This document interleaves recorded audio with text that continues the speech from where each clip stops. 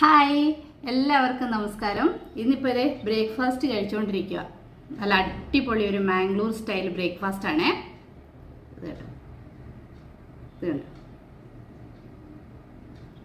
Healthy ആയിട്ടുള്ള ബ്രേക്ക്ഫാസ്റ്റും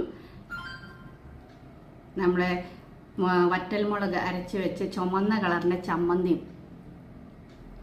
അടിപൊളി taste ആട്ടോ. നല്ല മംഗലാപുരത്തും വളരെ ഫേമസ് ആയിരിക്കുന്നത്. നമ്മൾ ചോറ് വെക്കുന്ന പുഴുങ്ങലരി ഉണ്ടല്ലോ, ആ പുഴുങ്ങലരിയും കൊണ്ട് നമ്മൾ ഇതുപോലെ ഉണ്ടാക്കും. ഇത് ഷേപ്പൊക്കെ ഉണ്ടാവും, നല്ല ടേസ്റ്റ് വേണം. അപ്പോൾ പിള്ളേർക്കൊക്കെ ഡോണറ്റാണെന്ന് പറഞ്ഞുകൊണ്ടൊക്കെ നമുക്കിത് കൊടുക്കാം. പിള്ളേരൊക്കെ വളരെ ഇഷ്ടത്തോടെ കഴിക്കുകയും ചെയ്യും.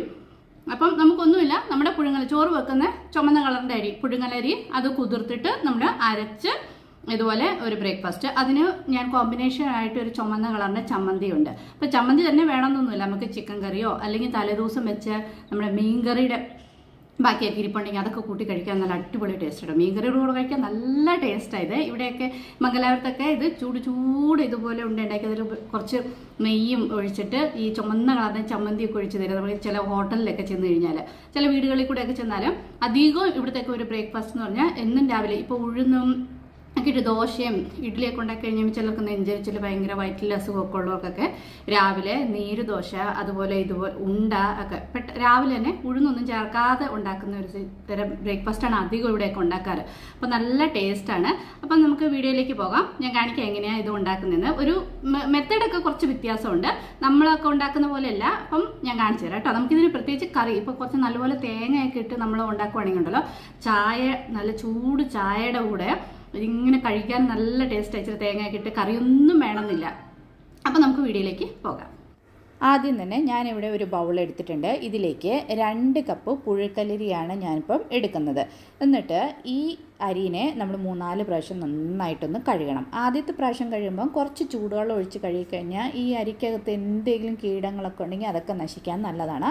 അപ്പം ഞാനിവിടെ ഒരു 4-5 പ്രാവശ്യം ഇത് കഴുകിയിട്ട് നമ്മൾ കുറച്ചധികം വെള്ളം ഒഴിച്ച് ഇത് കുതിർക്കാൻ വെക്കണം. ഇപ്പോൾ രാവിലെ ബ്രേക്ക്ഫാസ്റ്റിനാണെങ്കിൽ രാത്രിയിൽ കുതിർക്കാൻ ഇടണം വെള്ളം. ഇല്ല വൈകുന്നേരം ഡിന്നറിനാണെങ്കിൽ രാവിലെ ഒരു 9 മണിയൊക്കെ ആകുമ്പോഴത്തേനും നമ്മൾ ഈ അരി കഴുകി കുതിർക്കാനിടണം. ഇപ്പം ഞാൻ അരിയൊക്കെ നന്നായി കഴുകി ആവശ്യത്തിന് വെള്ളം ഒഴിച്ച് മൂടി ഇത് കുതിർക്കാനിടണം. ഞാനിപ്പം ബ്രേക്ക്ഫാസ്റ്റാണ് ഉണ്ടാക്കുന്നത്. അപ്പോൾ രാത്രിയിലാണ് ഞാനിപ്പോൾ അരി കുതിർക്കാനിടുന്നത്. ഒരു 6 മണിക്കൂറെങ്കിലും അരി നന്നായിട്ട് നമുക്ക് കുതിർന്ന് കിട്ടണം. ഇപ്പോൾ രാവിലെ ആയപ്പം അരിയൊക്കെ നന്നായിട്ട് കുതിർന്നിട്ടുണ്ട്. ഒന്നുകൂടി നന്നായിട്ടൊന്ന് കഴുകി എടുത്തിട്ടുണ്ട്. ഇനി നമ്മൾ ഈ അരി മിക്സിയുടെ ജാറിൻ്റെ അകത്തേക്ക് ഇട്ടിട്ട് അരച്ചെടുക്കണം. അരയ്ക്കുമ്പം നല്ല ഫൈനായിട്ട് നമ്മൾ അരയ്ക്കരുത്, കുറച്ച് തരിയോടുകൂടി നമ്മൾ അരച്ചെടുക്കണം. ഒരു ഗോതമ്പ് റവയൊക്കെ വരുന്ന പരുവയിൽ ആ പരുവത്തിൽ വേണം നമ്മൾ അരച്ചെടുക്കാൻ. വെള്ളം കുറച്ച് കൂടുതൽ ഒഴിച്ച് അരച്ചാലും കുഴപ്പമൊന്നുമില്ല, പുഴുങ്ങനരിയല്ലേ. അപ്പോൾ വെള്ളം കുറച്ച് നല്ലപോലെ ഒഴിച്ചാലേ നമുക്കത് മിക്സിക്കകത്ത് അരച്ചെടുക്കാൻ പറ്റുള്ളൂ. ഞാനിപ്പം 2 ഗ്ലാസ് വെള്ളം ഇതിലേക്ക് ചേർത്ത് കൊടുത്തിട്ടുണ്ട്. അരിയുടെ മുകളിൽ നിൽക്കണം വെള്ളം, എന്നാലേ നമുക്ക് പെട്ടെന്ന് ഇതൊന്ന് അരച്ചെടുക്കാൻ പറ്റുള്ളൂ. ഇല്ലെങ്കിൽ നമ്മുടെ മിക്സി അങ്ങ് പെട്ടെന്ന് ജാമായി പോകും. ഇതുകൊണ്ടോ ഞാനിപ്പം അരിയൊക്കെ അരച്ചെടുത്തിട്ടുണ്ട്. ഈ ഒരു പരുവത്തിൽ വേണം നമുക്ക് അരി അരച്ചെടുക്കാനായിട്ട്. ഒത്തിരി നൈസാകരുത്, കുറച്ച് റവ പരുവത്തിൽ വേണം ഇരിക്കുക. ഒരു ഗോതമ്പ് റവയുടെ ഒക്കെ പരുവല്ലേ, ആ പരുവത്തിൽ വേണം. ഇനി ഒരു സൈഡിലേക്ക് ഇത് മാറ്റി വയ്ക്കാം. എന്നിട്ട് ഒരു പാൻ ചൂടാകാൻ വെക്കണം. പാൻ നന്നായിട്ട് ചൂടായി കഴിയുമ്പം ഇതിലേക്ക് കുറച്ച് വെളിച്ചെണ്ണ ഒഴിച്ചു കൊടുക്കണം. വെളിച്ചെണ്ണ കുറച്ച് അധികം ആയാലും കുഴപ്പമൊന്നുമില്ല, നല്ല ടേസ്റ്റ് ആയിരിക്കും.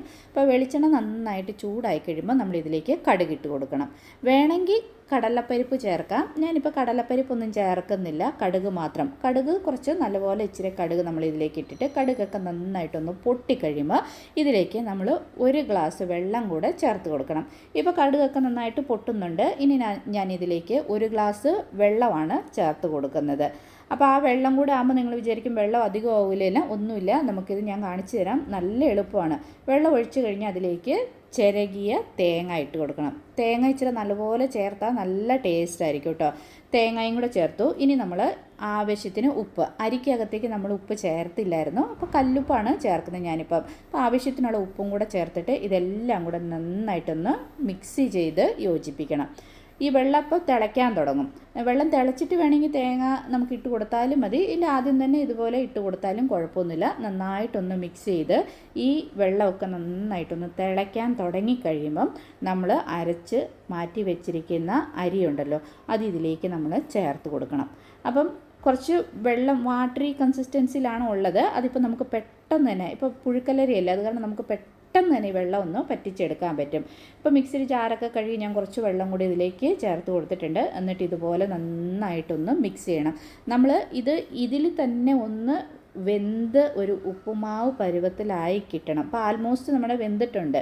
അപ്പോൾ ഇതുപോലെ നന്നായിട്ടൊന്ന് മിക്സ് ചെയ്ത് യോജിപ്പിച്ച് ഇതൊന്ന് തിളച്ച് കഴിയുമ്പോഴത്തേക്കും നമുക്ക് പെട്ടെന്ന് തന്നെ ഇത് ഒരു കട്ടിയായിട്ട് നമുക്ക് ഉരുട്ടാൻ പറ്റുന്ന ഒരു പാകത്തിലായി കിട്ടും.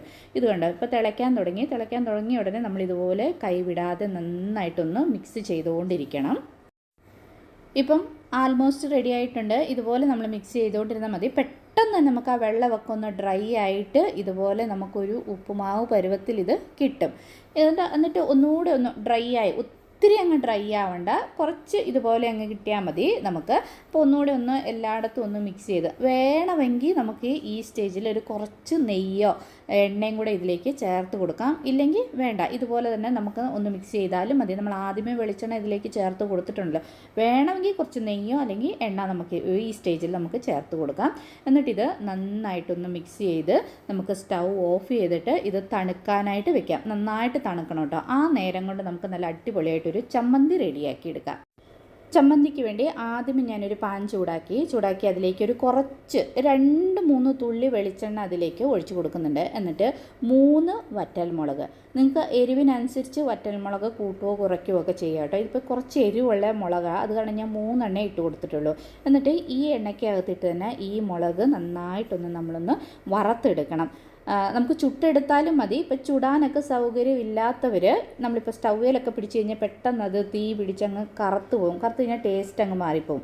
അത് കാരണം ഒന്ന് ചൂടാക്കിയെടുത്തു. ഇനി നമുക്ക് ആവശ്യത്തിന് ചിരകിയെടുത്ത തേങ്ങ എടുത്തിട്ടുണ്ട്. അതിലേക്ക് നമ്മൾ വറുത്ത് വെച്ച വറ്റൽമുളകും ചേർത്ത് കൊടുത്തു. ഇനി നമ്മൾ ഇതിലേക്ക് ചേർക്കുന്ന ആവശ്യത്തിന് ഉപ്പ്, ഞാൻ കുറച്ച് കല്ലുപ്പാണ് എടുക്കുന്നത്.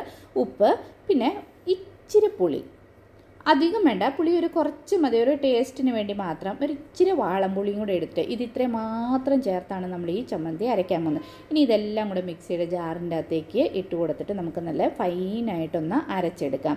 ഇത് സിമ്പിളാണ്, എന്നാൽ നല്ല ടേസ്റ്റുമാണ്. ഇപ്പോൾ ഇഡ്ഡലിക്ക് ദോശയ്ക്കൊക്കെ കഴിക്കാനായിട്ടും നല്ല ടേസ്റ്റാണ് കേട്ടോ ഈ ചമ്മന്തി. സിമ്പിളായിട്ട് നമുക്ക് പഴയ കാലത്ത് അമ്മച്ചിമാരൊക്കെ ചെയ്ത് തന്നിരുന്ന അതുപോലത്തെ ഒരു ചമ്മന്തി. ഇപ്പം നന്നായിട്ട് ഞാൻ ഫൈനായിട്ട് ചമ്മന്തിയൊക്കെ അരച്ചെടുത്തിട്ടുണ്ട്. ഒരു പാത്രത്തിലേക്ക് നമ്മൾ അരച്ച ചമ്മന്തി ഒന്ന് ചേർത്ത് കൊടുക്കുവാണ്. അധികം വെള്ളം നമ്മൾ ഇതിലേക്ക് ചേർക്കുന്നില്ല. ജാറൊക്കെ കഴുകി ഒരു കുറച്ച് വെള്ളമേ ചേർക്കുന്നുള്ളൂ. ഒത്തിരി വാട്ടറി പോലത്തെ ചമ്മന്തി അല്ല. ഇനി നമ്മൾ വെളിച്ചെണ്ണയും കടുകും വറ്റൽമുളകും കറിവേപ്പിലയും മാത്രം ഒന്ന് താളിച്ച് ഇതിലേക്ക് ചേർത്ത് നന്നായിട്ടൊന്ന് മിക്സ് ചെയ്താൽ നമ്മുടെ അടിപൊളിയായിട്ടുള്ള ചമ്മന്തി റെഡിയായി. ഇത് നമുക്ക് ഇതുപോലത്തെ ഉണ്ടയ്ക്ക്, നീരുദോശയ്ക്കോ ഇഡ്ഡലിക്കോ ദോശയ്ക്കൊക്കെ അടിപൊളിയാണ് കേട്ടോ. അപ്പോൾ ഇതും നമ്മുടെ ചമ്മന്തി റെഡിയായി. ഇനി നമ്മുടെ റെഡിയാക്കി വെച്ചിരിക്കുന്ന നമ്മുടെ ഉണ്ടയുടെ മാവുണ്ടല്ലോ, ഇതൊക്കെ നന്നായിട്ട് തണുത്തിട്ടുണ്ട്.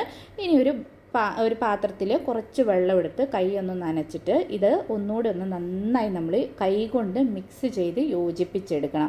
എന്ന് വെച്ചാൽ ഇതിപ്പോൾ കുറച്ച് ഡ്രൈ ആയിട്ട്, തണുത്തപ്പത്തേനും കുറച്ച് മേൽഭാഗമൊക്കെ ഒന്ന് ഡ്രൈ ആയിട്ടുണ്ടാവും. അപ്പോൾ നമുക്ക് കറക്റ്റായിട്ടൊന്നൊന്ന് ഉരുട്ടിയെടുക്കാൻ പാകത്തിന് കൈ കൊണ്ട് നന്നായിട്ടൊന്ന് മിക്സ് ചെയ്ത് യോജിപ്പിച്ചെടുക്കണം.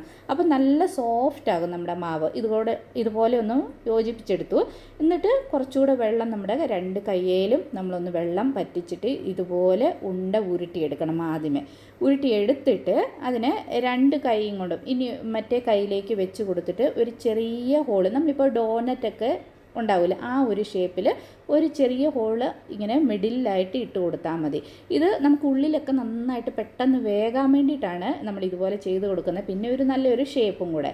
അപ്പം ഇതുപോലെ തന്നെ ബാക്കിയുള്ള മാവെല്ലാം നമുക്ക് പെട്ടെന്ന് തന്നെ ആക്കിയെടുക്കാം. ആക്കിയെടുത്തിട്ട് ഇത് നമ്മളിപ്പോൾ ഇങ്ങനെ ഇതൊക്കെ ഉരുട്ടിയെടുക്കുന്ന സമയത്ത് തന്നെ നമുക്കൊരു സ്റ്റീമറിലോ അല്ലെ ഇഡ്ഡലി പാത്രത്തിലോ നമുക്ക് വെള്ളം തിളയ്ക്കാനായിട്ട് ആദ്യമേ തന്നെ വെച്ചേക്കാം. ഞാനിപ്പം ആൾറെഡി വെള്ളം തിളയ്ക്കാനായിട്ട് വെച്ചിട്ടുണ്ട്. നല്ല ചൂടോടെ ഉള്ള വെള്ളം തിളച്ചുകൊണ്ടിരിക്കുമ്പോൾ നമ്മളത് വെച്ച് കൊടുത്താൽ പെട്ടെന്ന് തന്നെ നമുക്കിത് വെന്ത് കിട്ടും.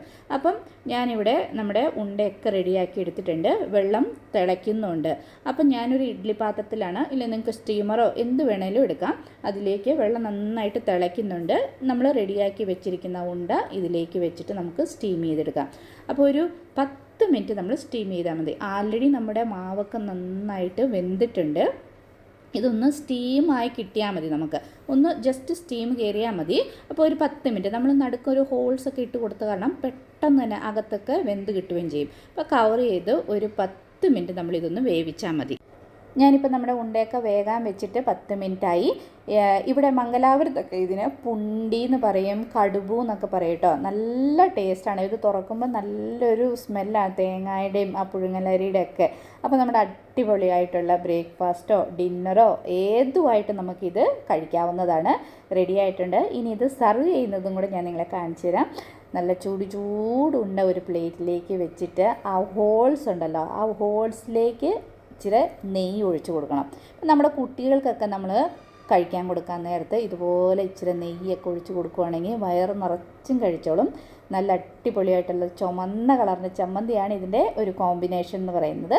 ഇല്ലെങ്കിൽ നമുക്ക് മീൻ കറിയോ ചിക്കൻ കറിയോ സാമ്പാറോ ഒക്കെ കൂടെ നമുക്കിത് സെർവ് ചെയ്യുന്ന അടിപൊളി ടേസ്റ്റാണ്. ഒരു പ്രാവശ്യമെങ്കിലും ഇതൊന്ന് ചെയ്തു നോക്കണേ. അപ്പോൾ ഇന്നത്തെ വീഡിയോയിൽ ഇത്രയേ ഉള്ളൂ. വീഡിയോ കണ്ടിട്ട് ഇഷ്ടപ്പെട്ടാൽ ലൈക്ക് ചെയ്യാനും ഷെയർ ചെയ്യാനും സപ്പോർട്ട് ചെയ്യാനും